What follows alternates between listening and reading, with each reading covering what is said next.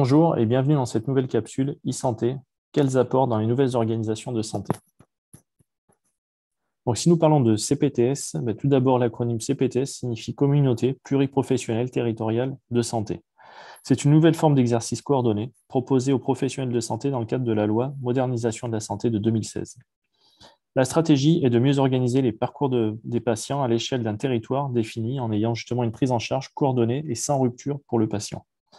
Le numérique constituera l'une des pierres angulaires de ces nouvelles organisations intégrant la politique d'accélération, notamment du virage numérique impulsé via le plan Ma Santé 2022. Le numérique dans les nouvelles organisations de santé telles que les CPTS représente un enjeu capital en termes d'outils, notamment sur l'amélioration de l'accès aux soins. En effet, sur les territoires où les patients ont parfois des difficultés à rencontrer ou justement identifier un professionnel de santé, là, le numérique permettra notamment de cartographier justement ces professionnels de santé, les orienter vers les patients qui sont en demande. De plus, ça représente justement une capacité en termes d'outils d'organisation du parcours pluriprofessionnel, néanmoins aussi avec une capacité d'optimisation des actions de prévention et de diffusion des messages de santé publique en lien avec les autorités de tutelle, puisqu'en effet, ces CPTS auront des liens privilégiés et étroits avec justement les autorités de tutelle telles que l'ARS, les CEPAM ou encore d'autres autorités qui justement peuvent avoir une gestion de près ou de loin de la santé. Cela constitue également un enjeu pour le développement des volets qualité et pertinence des soins, afin notamment d'attribuer des soins adaptés et appropriés aux patients, surtout au bon moment et par le bon professionnel. Cela aura également un effet de rationalisation des coûts liés justement à la santé, avec par exemple la télésurveillance médicale d'un patient insuffisant cardiaque. Justement, cette télésurveillance permettra de suivre de manière plus précoce, on va dire, le patient. Ça évitera également des décompensations et notamment de fil en aiguille, justement, des passages inappropriés aux urgences qui sont évités ou alors des hospitalisations également évitables.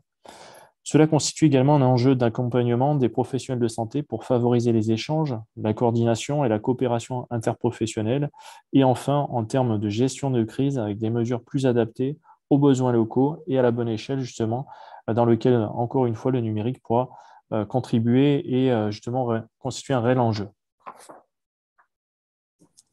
En termes de conclusion, justement, les apports concrets de la e-santé dans les nouvelles organisations de santé sont multiples.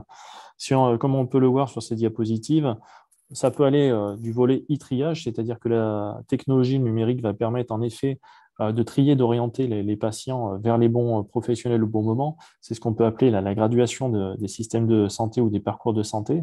Ça peut être également de la simulation santé, où là, justement, on va permettre, grâce au numérique, aux professionnels de se projeter dans une situation et de s'entraîner par rapport à la prise en charge du patient. Ça peut être sur des volets tels que le suivi des pathologies, on l'a évoqué, la télésurveillance, la téléconsultation, la téléexpertise ou tous les autres actes de télémédecine ou de télésanté. Et notamment, derrière, naturellement, ça va engager aussi des échanges de données beaucoup plus fluides entre professionnels, permettant effectivement d'éviter les ruptures dans les parcours de santé, avec deux autres volets qui sont importants effectivement à l'échelle de ces CPTS, une nouvelle organisation de santé, sur lequel le numérique pourra constituer un enjeu fort, c'est la recherche, l'enseignement, mais également l'introduction de l'IA dans certaines prises en charge, favorisant la prise de décision ou alors la structuration ou l'exploitation des données. Et enfin, le numérique, à l'échelle de ces territoires, pourra aussi constituer un enjeu sur la sensibilisation, l'éducation des patients, avec notamment le volet gamification. Voilà, je vous remercie et je vous souhaite une très belle journée et à très bientôt.